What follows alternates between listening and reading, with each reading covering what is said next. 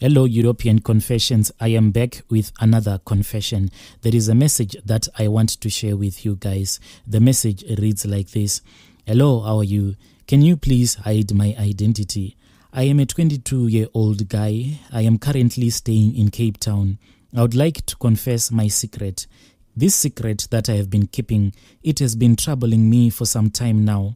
Well, when I was still young, I think that I was somewhere in grade 2 or grade 3. My parents moved from our country. Then they migrated to South Africa looking for greener pastures. Me and my siblings, we stayed with my mother's younger brother, our uncle. At that time, our uncle was very young, but he was so responsible. He was taking good care of us. At that time, he was still in high school, maybe doing grade 8 or grade 9. The situation became so difficult, we could hardly eat anything. And in South Africa, things were not going well for my parents because when they arrived in South Africa, they could not find a job. They were actually speaking of returning back home. My uncle then would go to steal food from the fields that belonged to white farmers because back home in the area where we stay, we are surrounded by a lot of farms.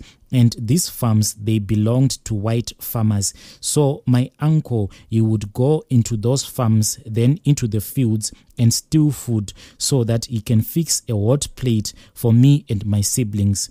From 2007 to 2009, my uncle worked so hard so that he can take us to school as young as he was. He made sure that when he goes out to do a piece job, whatever money he will get, he will buy food for the house, and sometimes he would buy us brand new clothes. What pains me the most is that my uncle, when he was busy making sure that he fixed a hot plate for us, he stopped going to school, and there was no money for him to finish his high school because all of his attention he was giving us. He was making sure that we had something to eat and to go to school.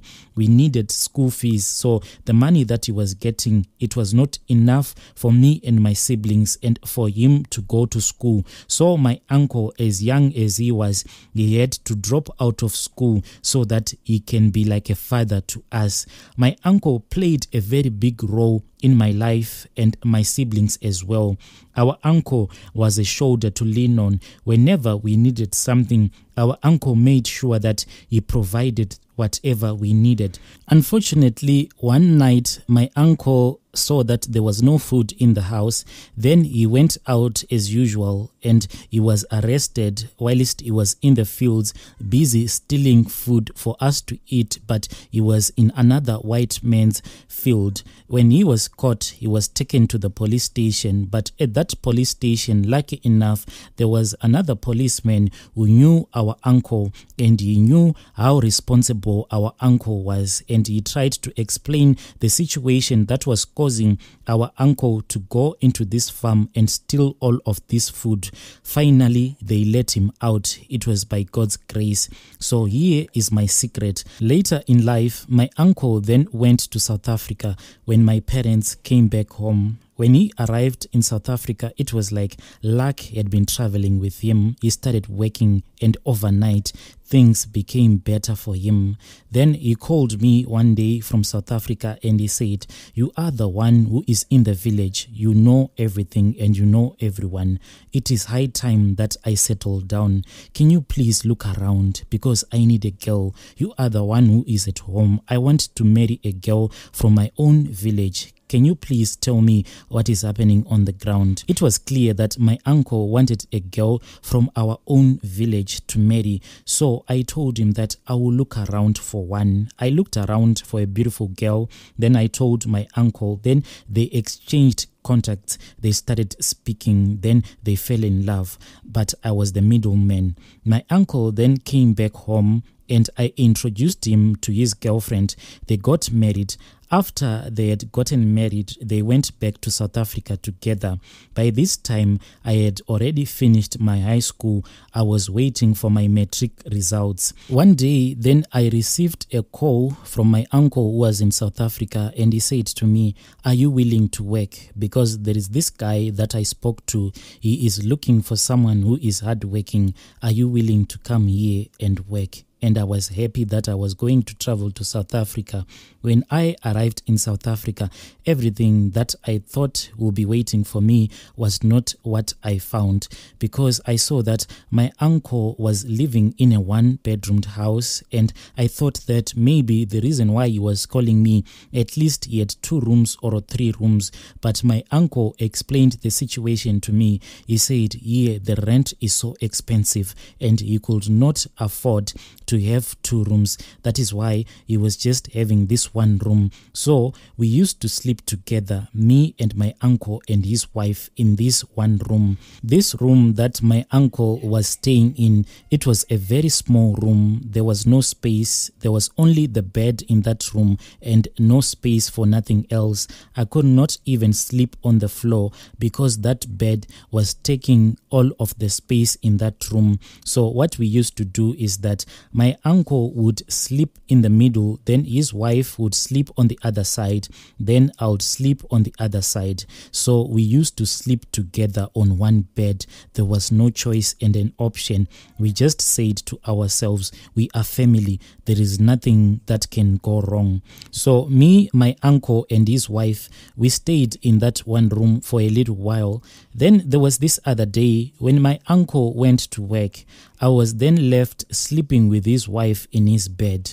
On this day, I then noticed that my uncle's wife, she was behaving somehow. She started touching me. When my uncle's wife started touching me as we were sleeping in that bed, it felt good and it felt evil at the same time. At first, I resisted all of her moves, but she kept on touching me and she kept on touching me. I felt for her and I couldn't control the feeling that I had anymore. I then started touching her back, romancing each other. We kissed until I was on top of her. We started having sexual intercourse. After we had finished having sexual intercourse, it felt good and we slept there in bed, and she started complimenting me and she said, "You are the best thing that has ever happened to me." And she said, "Your manhood is so big. I never thought that your manhood is this big. I am so happy that you have given me this experience." And my uncle's wife kept on going on and on, saying that I love your manhood because it is so big. My brother Nashi, my secret is that we didn't stop having sexual intercourse on that morning, but we kept on doing it even until today. Me and my uncle's wife, whenever we meet each other, we have sexual intercourse. But I feel so guilty whenever I think about my uncle, the way that he sacrificed for me to go to school, the way that he had to drop out of school so that he can provide for me and my siblings, and the way that I ended up betraying him. I don't feel good at all. This is my secret. Can you please post for me? I'll be following up in the comment section. Dear listeners, right there was a message that I received from Anonymous. This is bad. It's not good at all to betray the one that sacrificed so much for you. That is not okay. It is just wrong. But let us speak with him in the comment section. I'll be back with more episodes.